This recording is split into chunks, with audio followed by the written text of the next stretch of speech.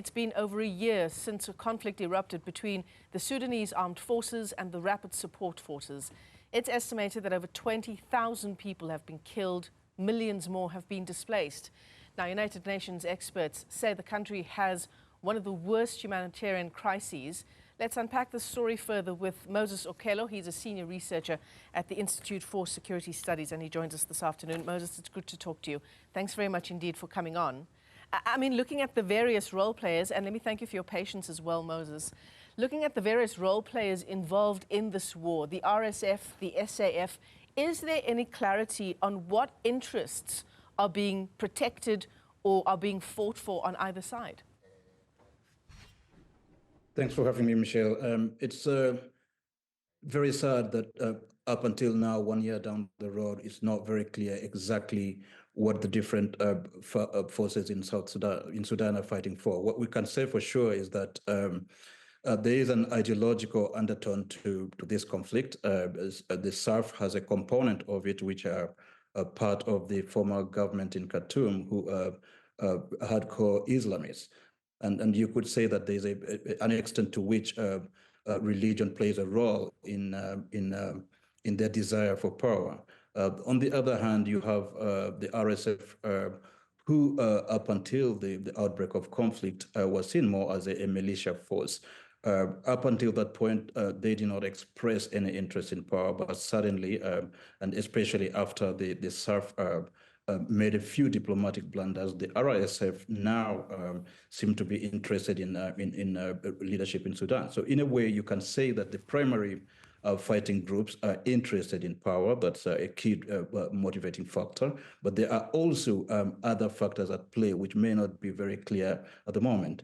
For the other factions in this conflict, the Sudan, the SPLA and the SPLA North, there's an element of historical injustice which is feeding into this conflict. And to them, we believe that a return of Sudan to a secular sort of state is an interest. And obviously, the civilian group, which just wants to see a return to democracy. So different groups, different interests, some historical, some contemporary, and those interests are also mutating as time goes on. Yeah, and very real ideological differences on both sides with very real ethnic undertones, which you've mentioned already.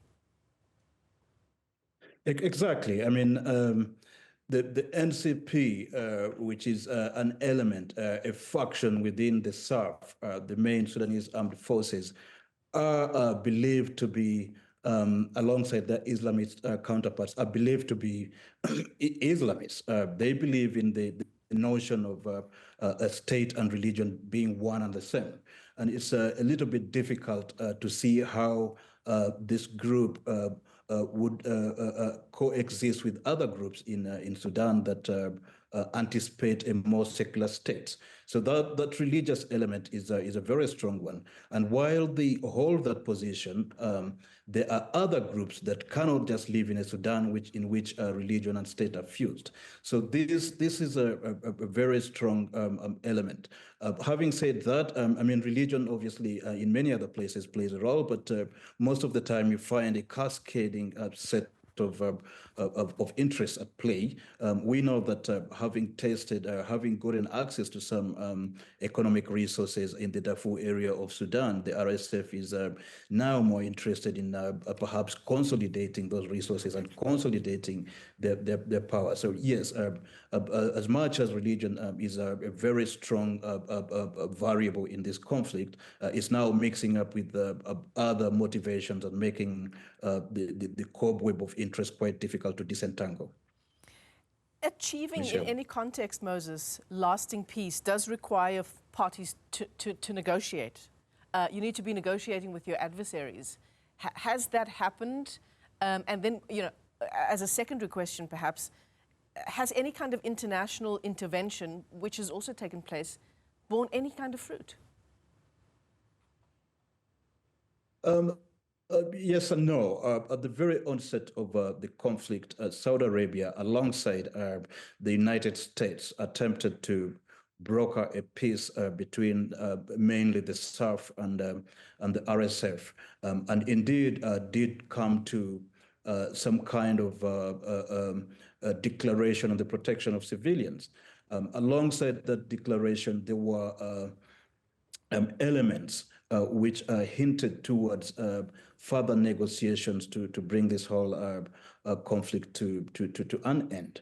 But alongside Saudi Arabia and the US, you've also had the African Union, which has been attempting to mobilize or to facilitate the Sudanese themselves to try and talk their way out of this conflict.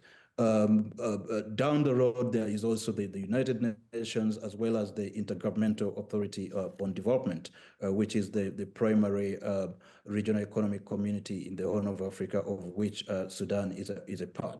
So all of these actors are attempting to move the needle, if you wish, around the fighting forces, unfortunately, without much success.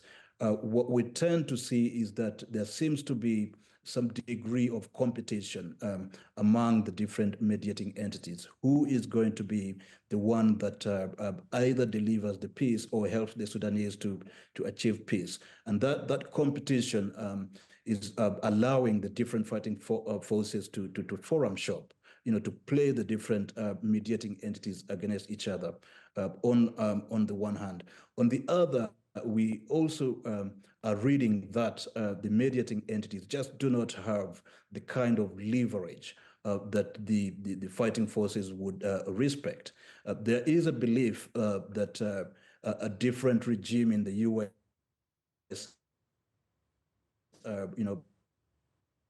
after the election would perhaps come with the years what come up end. So in a way, we can say there has been really no traction, international traction in mediation, and perhaps there shouldn't be international traction in mediation because this is a Sudanese thing first and foremost, and whoever else is part of it is just either benefiting or delaying things. So there's been no traction, and we hope perhaps the Sudanese will see some sense at some point in time, and perhaps very soon, and start to get themselves together and move beyond this conflict. Yeah. I mean, of course, the people are the worst affected. 16,000 people estimated to have been killed, and that is an estimate. Millions more displaced by this conflict. Humanitarian aid agencies have already raised the alarm about a whole range of urgent crises on the ground.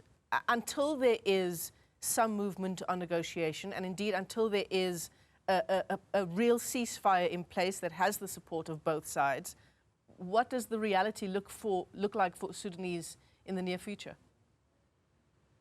I'm afraid the reality seems very grim for partly the reasons you mentioned, but also the fact that no solution is in sight. 16,000 and still counting.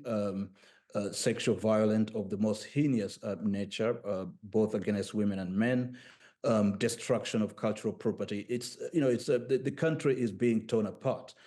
We are hearing that the country is sliding into some kind of hybrid of Libya and Somalia, in the sense that some opportunistic groups, violent extremist groups, are taking advantage of the mayhem to entrench themselves, and this doesn't bode well for not just for Sudan, but also for the entire Horn of Africa. So we anticipate the worst, at least in the medium to short term, but hopefully in the longer term something will get better. But for that to happen, I think the fighting forces themselves need to get together and to bite the bullets and try to talk themselves out of this. Otherwise, Sudan will disintegrate.